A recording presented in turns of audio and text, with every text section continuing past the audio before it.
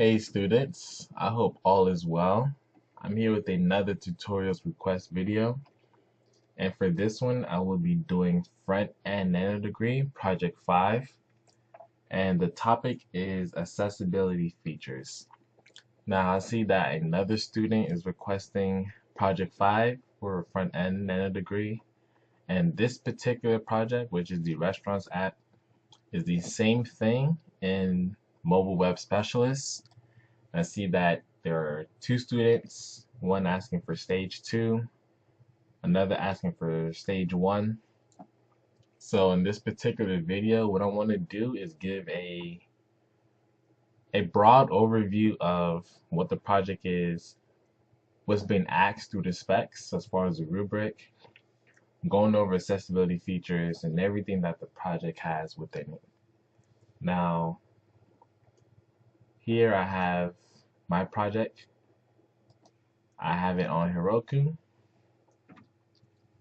What I want to do is just show what my project looks like, what I did, and give some like pointers as how to get this to pass.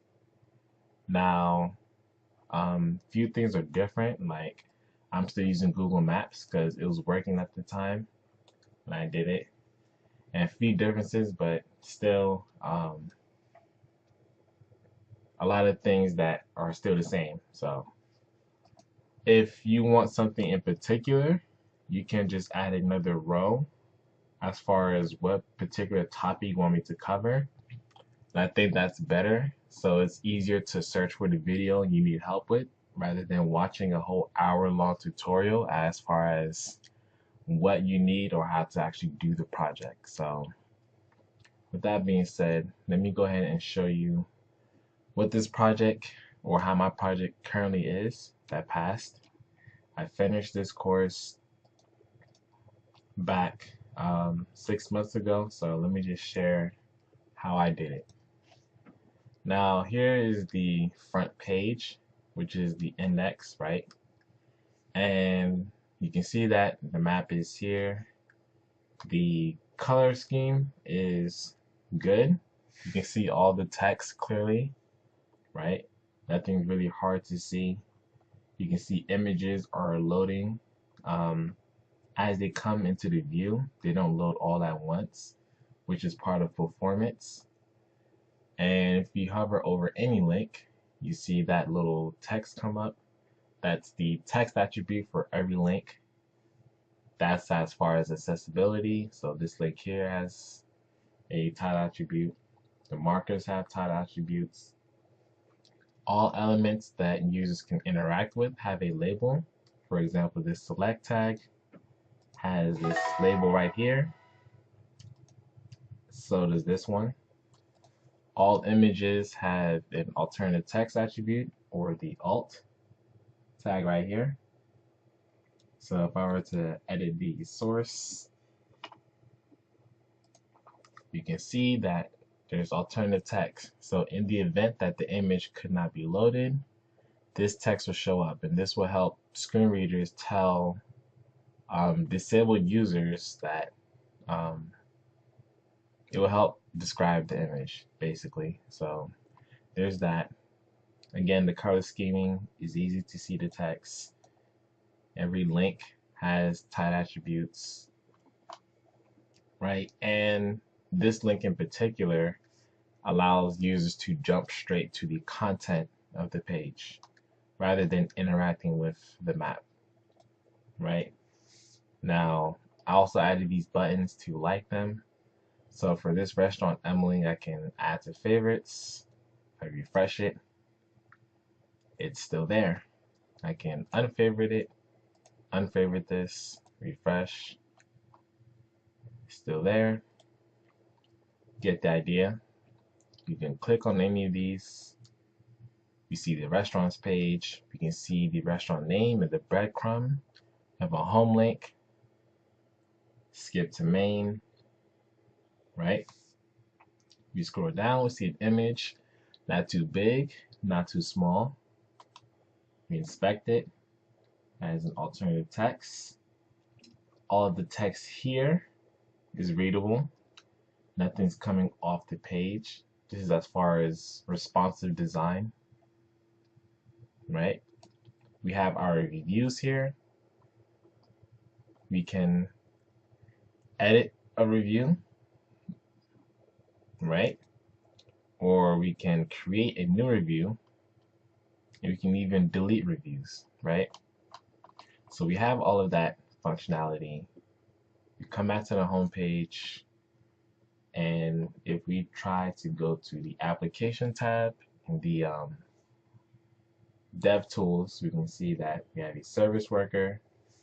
You go into the cache. I have two caches. I have a static cache and images cache. We can see we're loading all of the map assets and all of the page assets and images. We're loading all images here. And if we look inside of IndexedDB, I have an app-db store, or actually rather have one database. Inside of this one, we have a restaurant store and a review store. And we can see all of them here, right? And we have a manifest file, and that's about it for this project. It's responsive, it's accessible, and it works offline. So if I were to come to the right here, check offline, if I try to refresh it, it should still work. It still loads. It may not show the map, but everything else still loads fine. Images loads fine. Everything still works offline. So that's basically what the project is. Mainly accessibility, performance, and offline first experience. So let me show you how I got to this point. Now, back when I did it, it was difficult because I wasn't very experienced with UI and UX. Responsive design wasn't really my forte. It still isn't now, but that's why I wanted to take this course to learn about it. So that's where I'm at now. If you look inside the index page, basically what I did was I inline the styles instead of having an external style sheet, so it can save the browser of having to load another resource, and that kind of helps with performance.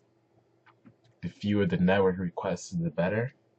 So I inline styled the page, and I also inline script the service worker registrations. So that's again one less request for the browser to load, helps it load faster. And if we scroll down, we can see that inside the header, what I did was pretty much rearrange the DOM from what was given into what it is now. I moved the breadcrumbs inside the nav tag and added role navigation, which will make it accessible, and you can tab through all the elements in the UL tag, right? Giving it like a normal tab index. Every input that users interact with will have a label. The 4 attributes should match the ID of whatever it is you're trying to label. So this label is for this select, and this label is for this select element. For the map, what I did was add the role application and area dash hidden to true, and this will tell screen readers to not to try to, I guess, make this accessible, or don't include this as part of the accessibility check. So there's that. I didn't really need to write or change the tab index of any of these. I didn't have tab index for any element on this page or the restaurants page, right? Now, some of the content on the page, right, as far as these list items, they're not in the page directly, they're being added dynamically. So let's say inside of main.js,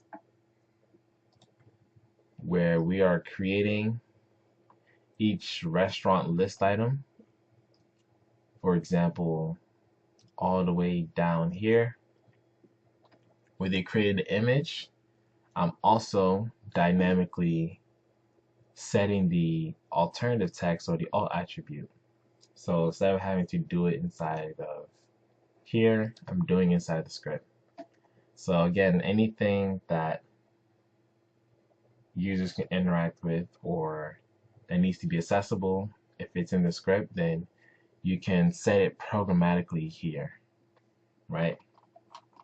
Now, as far as accessibility, basically in a nutshell, you just want to check all of your links, check all of the images, check all of the inputs, anything that users can interact with, make sure that it has the necessary alternative to it. So links should have title attributes, images should have alternative text, and all inputs should have labels to them. Now, as a part of accessibility is the color scheme, right? So all text should be visually readable, right?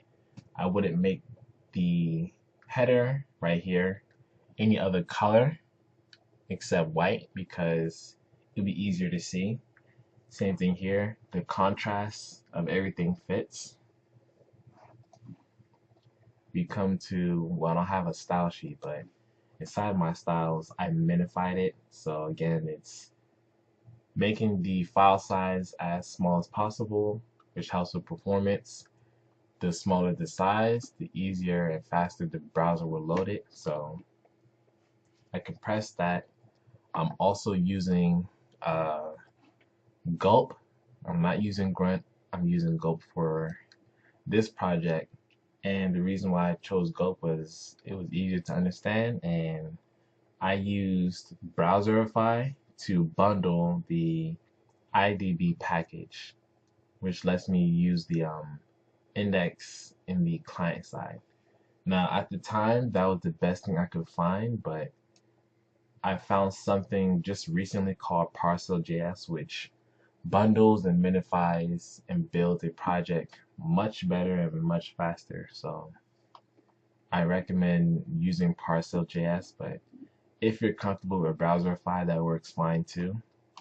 So basically, here's my Gulp file. I was, at the time doing this, I was installing a lot of Gulp packages, just trying to see what works. And even at that point where I finished it, I had to go to some online like tool, like a minify tool, because I couldn't pipe the bundled Browserify with like Uglyify and just things like that. So, but as far as bundling, I would say use Parcel.js because it's really easy. For example, let me show you Parcel.js, blazing fast web application bundler. Come to their get started page. It will show you how to install it, how to use it, and how to build for production. So for mobile web specialist students, I would say use this tool to save you some time and effort, right?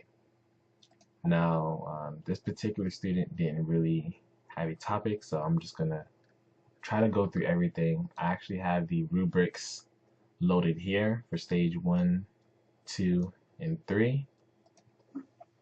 Now, as far as responsive design, basically you want to make sure that images are scaling as you resize. Nothing is coming off the page. Everything is just vertical up to down, right? Images still have the aspect ratio. I didn't really have to use like the source set because there was only one image, but the more, I guess, kinds of the same images, you just add the source set and load the best image possible. You want to make sure that the map, you can see all of the buttons on it. You can see The markers, it's a good size. If I were to resize it vertically, you can see that it's not taking up the entire screen. If I were to look at on the mobile device, again, we can see everything, nothing's coming off the screen, and this is the smallest screen possible. I think iPhone 4, I don't know any other screen smaller than that. So good on phones, good on desktop, responsive design, the color contrasting, things of that nature. So also, just to give a little bit more in depth, for images, what I do is set max width to 100%. So whenever the screen is smaller than what the width is set to, it's just going to default to 100%. Right? Now, the next portion for stage 1 is accessibility. So again, images have the alt tab, or I'm sorry, the alt attribute is focus used properly. So you don't really have to use the tab index. That's more so if you're changing the natural order of focusable elements, right? So if you just do things normally through native HTML5 markup, for example, you put the unordered list inside the nav, you won't really have to set the tab index because the browser will take care of that for you based on how you set your DOM structure. So that goes for accessibility. Our site elements defined semantically, right? So instead of using the div, we use headers, we use section, and we use a lot of classes and a lot of rows, right? The area standards.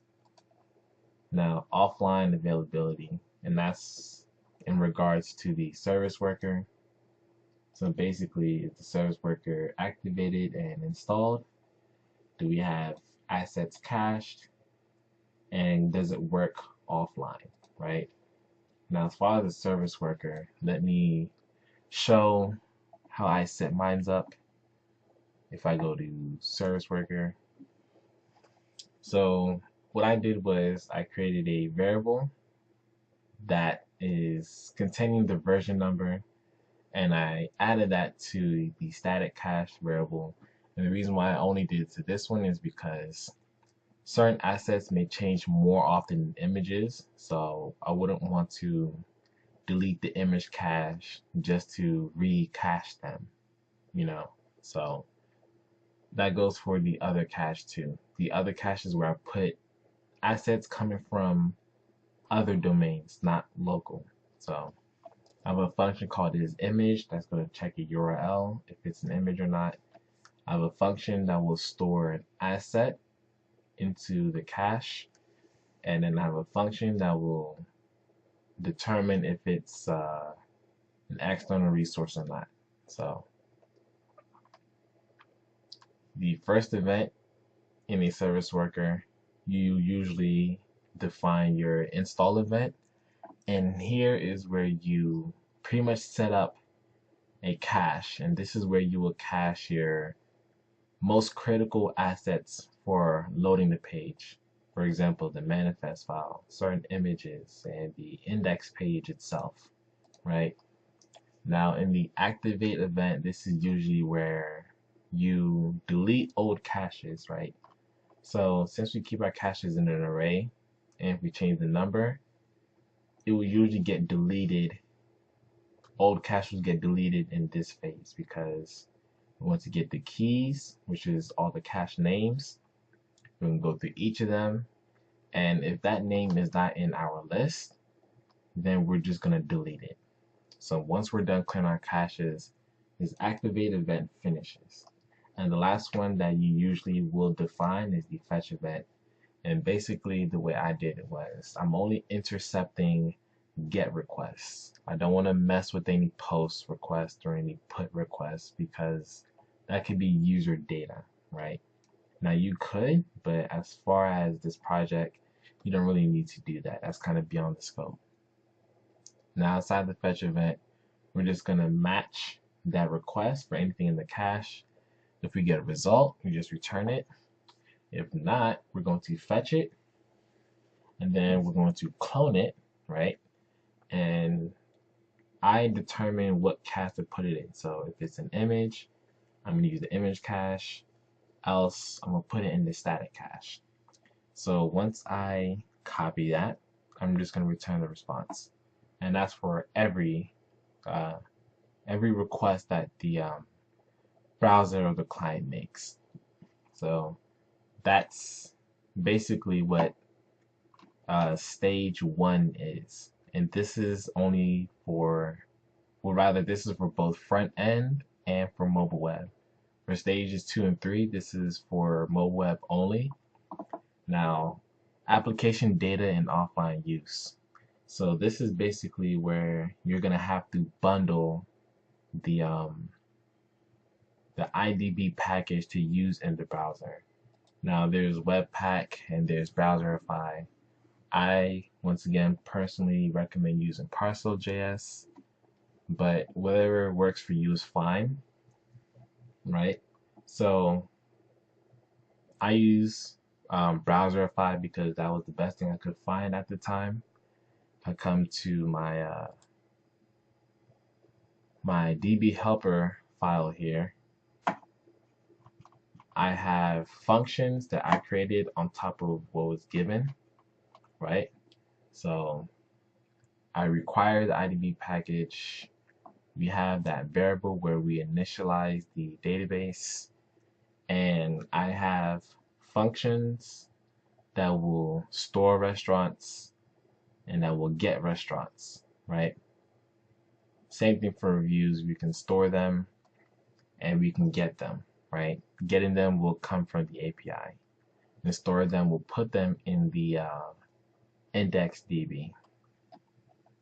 Now, everything else here is practically what was given if you download the starter code. This one here is custom code. This is what I created if you want to add the favorites aspect, but that's most of what you would need here, right? Now, this is what it looks like before bundling. When I use Browserify, what I had to do was go in the command line, and I forgot which command. I think it was this one. So basically, you would have to install Browserify. When you install it, you would have to call it, specify the source of whatever it is you want to bundle, right? So I have IDB in my main.js right here.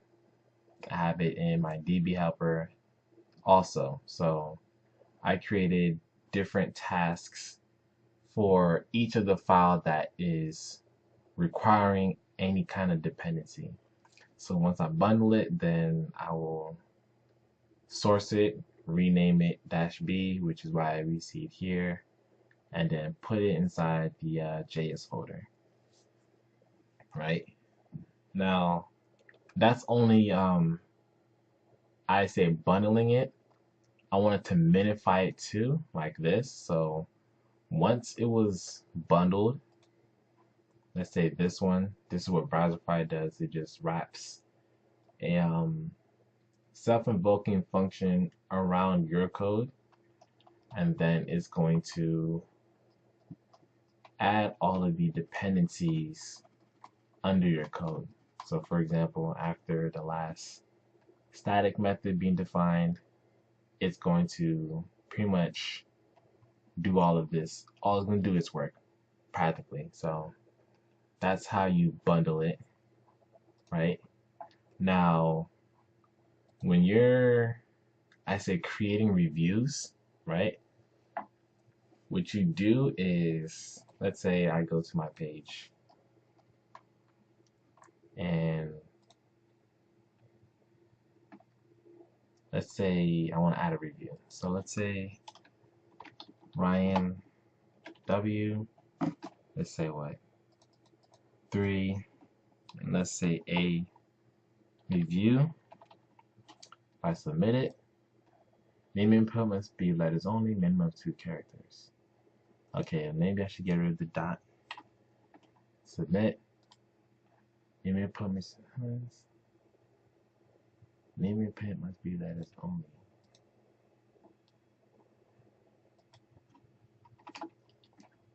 Submit.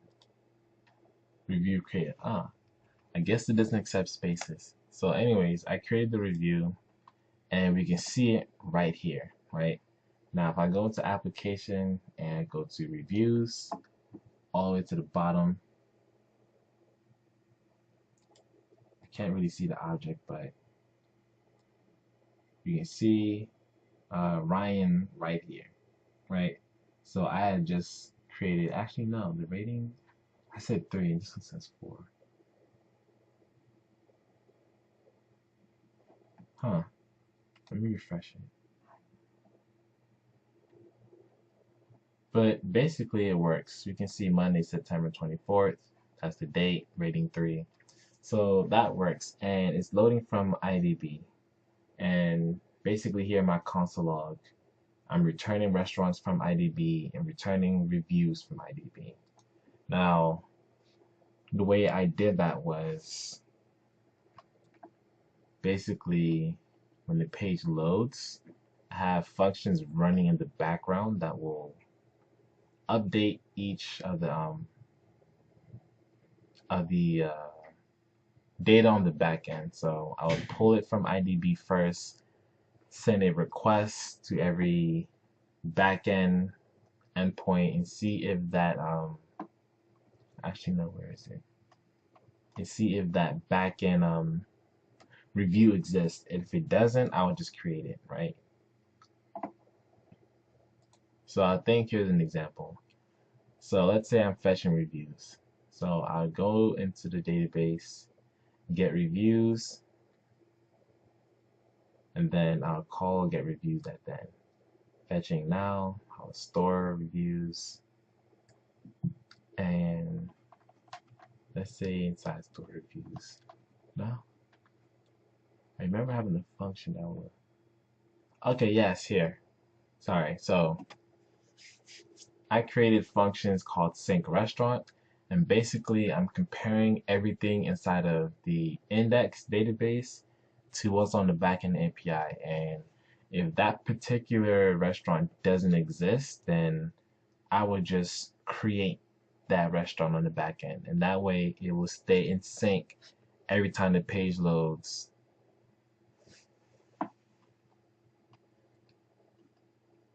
Sync reviews too, right?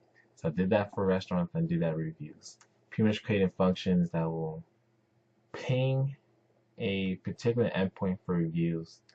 If it exists, create it. Or I'm sorry, if it exists, then ignore it. If it doesn't exist on the back end, then create it. So when I create a review, I create it going to IndexedDB first. I don't create it on the back end first. It goes into the IndexedDB first, right? Now, responsive design, accessibility, pretty much same thing as the stage 1. If I resize it, nothing's going off the page. Color scheme is good. Text is readable. So that works. If we come back, let's do performance. Right, so as far as performance, again, using the cache, things will load without having to actually download again. It's in the cache.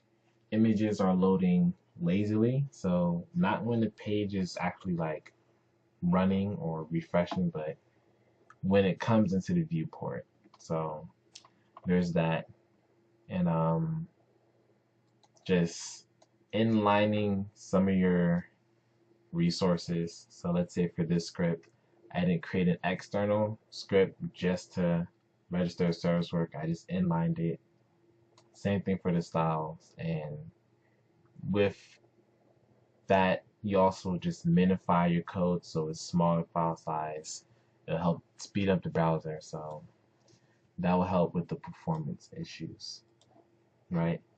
Now that is, I'll say, the bulk of the project. Stage 3 is just um,